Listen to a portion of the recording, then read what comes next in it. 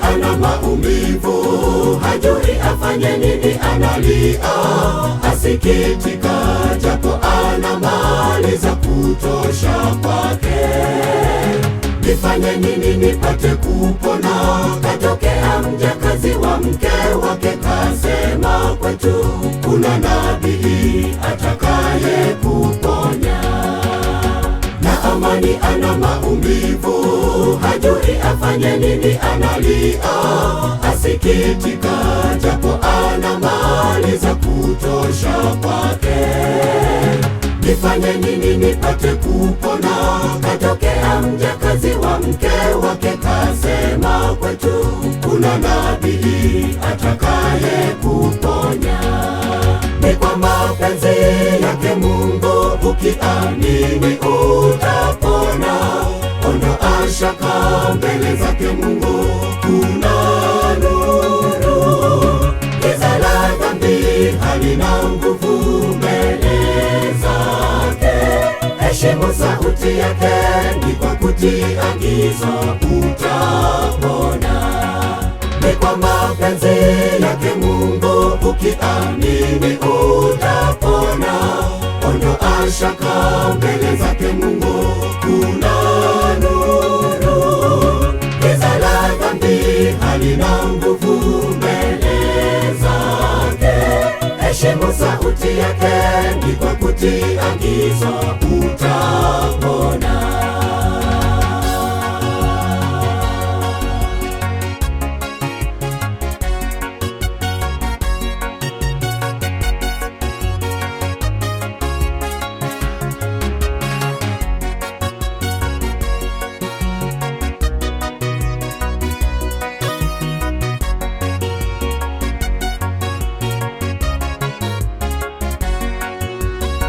Anza safari hadi huko, akakutana na yule mtumishi. Zawadi tele alizobeba kama shukrani kwake. Nabii Elisha akamweleza, kajitumbukize mtoni mara 7 kwa wasiwasi.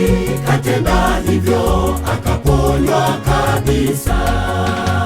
Kaanza safari hadi huko, akakutana na yule mtumishi. Zawadi tele alizobeba kama shukrani kwake. Nabii Elisha akamweleza, kajitumbukize mtoni mara 7 kwa wasiwasi.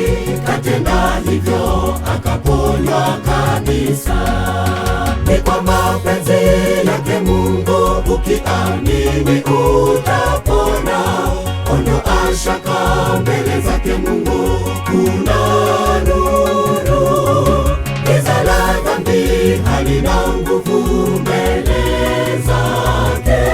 Heshimu sauti yake, ni kwa kutii agizo utapona. Ni kwa mapenzi yake Mungu, ukiamini utapona. Ondoa shaka, mbele zake Mungu kuna nuru. Giza la dhambi halina nguvu mbele zake. Heshimu sauti yake, ni kwa kutii agizo utapona. Ni kwa mapenzi yake Mungu, ukiamini utapona. Ondoa shaka, mbele zake Mungu kuna nuru. Giza la dhambi halina nguvu mbele zake. Heshimu sauti yake, ni kwa kutii agizo utapona. Ni kwa mapenzi yake Mungu, ukiamini utapona. Ondoa shaka, mbele zake Mungu kuna nuru. Giza la dhambi halina nguvu mbele zake. Heshimu sauti yake, ni kwa kutii agizo utapona.